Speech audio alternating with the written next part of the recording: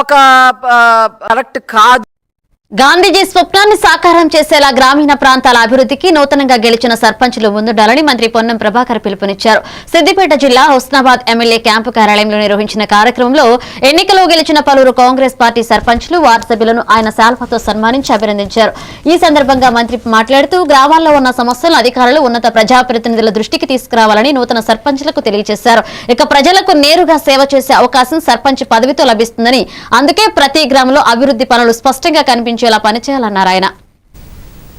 గెలిచినటువంటి సర్పంచులు పార్టీలకు అతీతంగా గెలిచిన సర్పంచులకు, ఉప సర్పంచులకు, వార్డు సభ్యులందరికీ హృదయపూర్వకంగా అభినందనలు తెలియజేస్తా ఉన్నా.